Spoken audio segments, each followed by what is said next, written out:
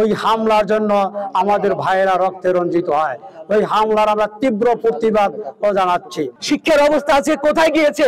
যে শ্রেণীকক্ষ ফাঁকা পড়ে আছে সেখানে কলেজের শিক্ষক আজকে তার নির্দিষ্ট সময় বাইরে অন্য একটা পেশা থেকে যেতে হচ্ছে। প্রাথমিকের অবস্থা তো আরো করুন। তো এই সামনের দিনে বিবেচনা করে যদি আজকে নীতি বাস্তবায়ন করা না হয় তাহলে রাষ্ট্রের আসলে সামনে ভবিষ্যৎ খুবই খারাপ। 10 বছর পরের বাংলাদেশকে আমরা যেমনটা দেখতে চাই তার পরিকল্পনা, তার প্রস্তুতি আজকে শুরু করতে হবে। 10ম গ্রেড এটা অলিক কোনো বাস্তবায়ন, অলিক কোনো স্বপ্ন নয়, এটা খুবই যৌক্তিক। যারা নিবন্ধনে আছেন তারা খুব শীঘ্রই, খুব অল্প সময়ের মধ্যে অবসরে চলে যাবেন। যারা ফ্রেশ ব্লাড আসছে তাদের জন্য উপযুক্ত ব্যবস্থা, সম্মানীর অবস্থা এখানে করে যেতে হবে। এটা রাষ্ট্রের কাছে আমাদের অনুরোধ। ওই হামলার জন্য আমাদের ভাইয়েরা রক্তে রঞ্জিত হয়। ওই হামলার আমরা তীব্র প্রতিবাদ জানাচ্ছি।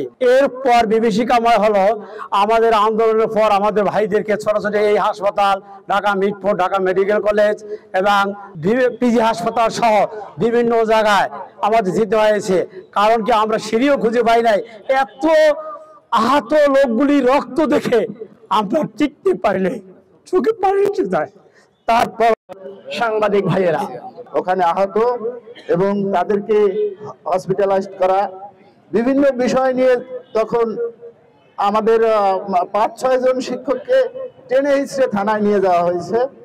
আমি শুধু তাদের সুস্থতা এবং এই 10ম গ্রেড বাস্তবায়ন পরিষদ যারা এর সাথে জড়িত তাদের যেন উত্তরোত্তর তারা যেন দাবি আদায় করতে পারে।